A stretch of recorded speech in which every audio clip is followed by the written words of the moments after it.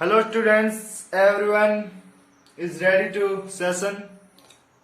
और आज के इस वीडियो में हम चर्चा करेंगे स्टैटिक जीके का वो टॉपिक जो एवरी इंडियन को अच्छे से क्लियर होना चाहिए। सामने लिखा है समाधि स्थल।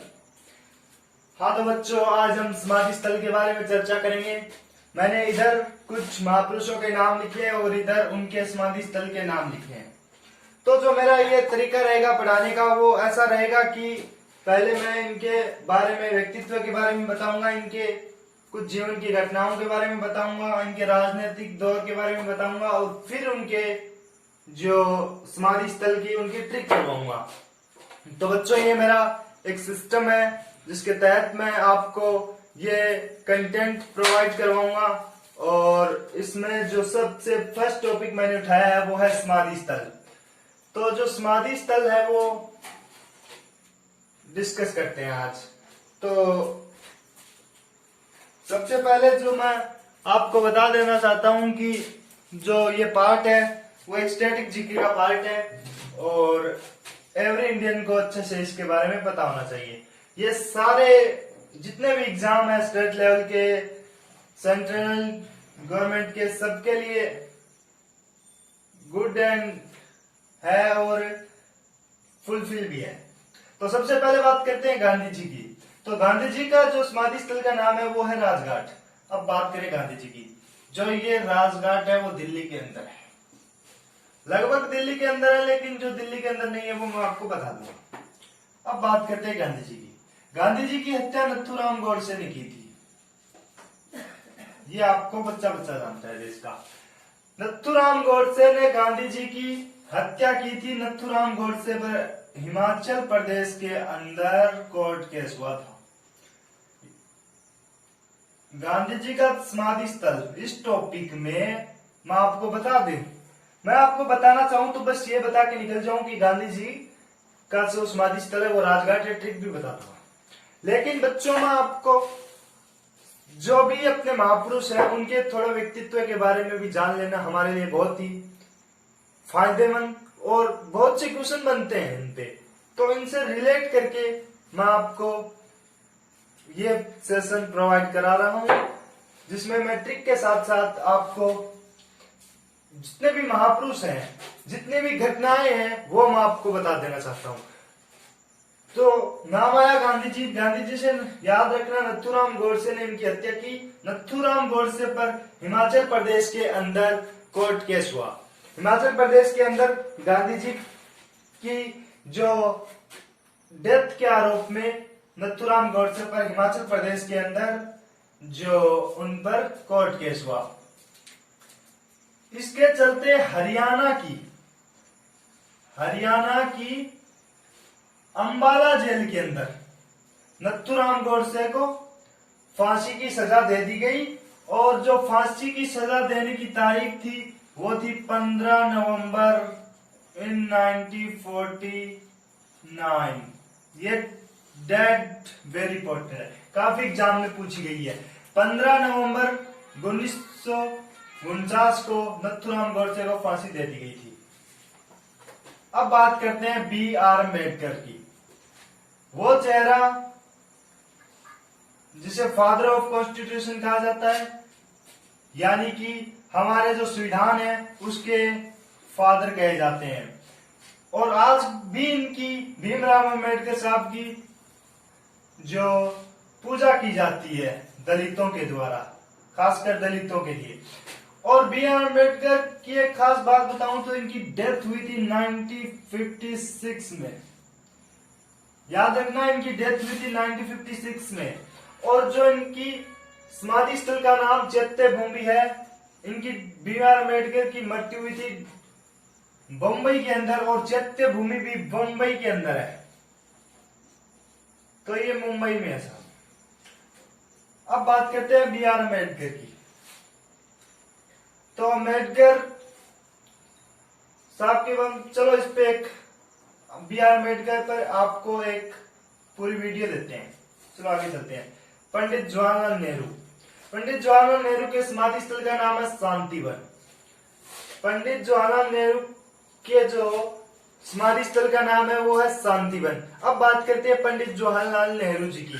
तो पंडित जवाहरलाल नेहरू जी हमारे देश के फर्स्ट प्राइम मिनिस्टर,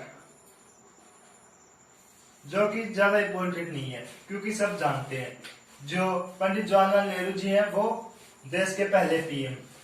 सेकंड बात इनके नाम से याद रखनी है वो है 17 बार लाल किले की प्राचीर से झंडा फहराने की। इनके पास आज तक का ये रिकॉर्ड है कि इन्होंने सबसे ज्यादा 17 बार तिरंगा फहराया है लाल किले की प्राचीर से।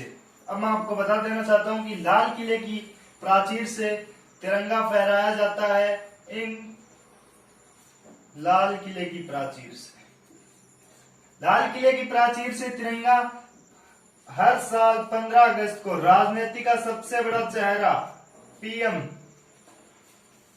लाल किले पर झंडा फहराता है। तो पंडित जवाहरलाल नेहरू से क्या याद रखना है हमें? इंडिया के फर्स्ट प्राइम मिनिस्टर। सेकंड 17 बार तिरंगा फहराया है। लाल किले को हर बार 15 अगस्त राजनीति का सबसे बड़ा चेहरा पीएम झंडा फहराता है। और इनका जो समाधि स्थल है वह शांतिवन। लास्ट में आपको ट्रिक मिलेगी इनके जो समाधि स्थल है उनको याद करने की। बहुत ही अच्छी ट्रिक मैंने बनाई है और बहुत सिंपल है, बट हमें जान लेना चाहिए इनके बारे में, व्यक्तित्व के बारे में। और जो पंडित जवाहरलाल नेहरू है इनकी डेथ हुई थी 1964 में, जब ये प्राइम मिनिस्टर की कुर्सी पर थे और बीच में इनकी डेथ हो गई थी। अगला राजनीति का सबसे बड़ा चेहरा था लाल बहादुर शास्त्री। लाल बहादुर शास्त्री जी की डेथ इन 1965 में हुई थी। इंडिया पाकिस्तान वॉर को निपटाने के लिए पाकिस्तान में गए थे और वहां इनकी डेथ हो गई। और इनका जो समाधि स्थल है वो है विजय घाट। अब देखो, लाल बहादुर शास्त्री वो शख्स है जिन्हें मरणोपरांत भारत रत्न की प्राप्ति हुई। पहले ऐसे शख्स, सबसे पहले शख्स जिन्हें भारत रत्न की प्राप्ति मरणोपरांत हुई थी। इसके बाद तो एक लंबी लिस्ट है, लेकिन जब सबसे पहले दिया गया था मरने के पश्चात वो थे सिर्फ लाल बहादुर शास्त्री।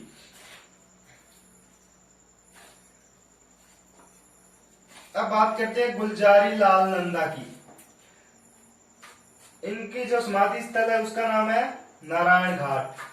गुलजारी लाल नंदा से ये जरूर याद रखना कि जब पंडित जवाहरलाल नेहरू 1964 को भी जब प्राइम मिनिस्टर थे, प्राइम मिनिस्टर की कुर्सी पर ही चल बसे थे। तो अब देश को सुनना नहीं छोड़ा जाता।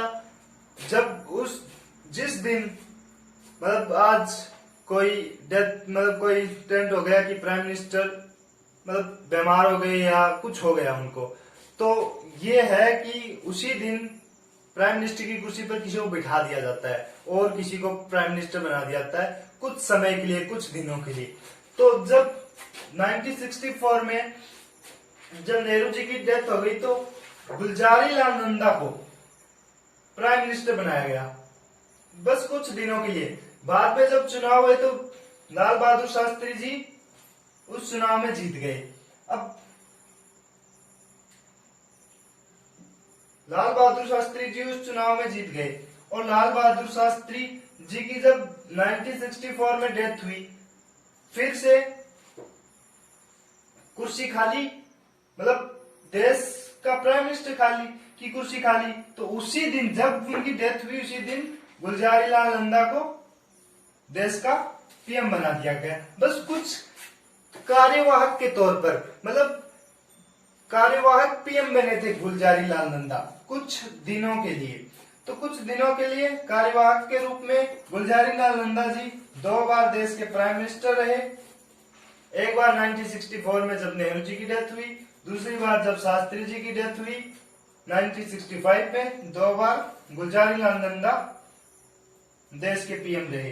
हालांकि ये कभी प्राइम मिनिस्टर नहीं बने, लेकिन कार्यवाहक के तौर पर इन्होंने दो बार काम किया प्राइम मिनिस्टर। अब बात करते हैं इनकी ट्रिक के बारे में। तो जो सबसे पहले आते हैं गांधी जी, इनके समाधि स्थल का नाम है राजघाट।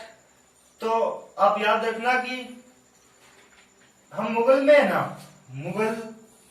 मुगल काल, तो उसमें कई चेहरे आते हैं, बाबर है, अकबर है, जहांगीर है, औरंगजेब है।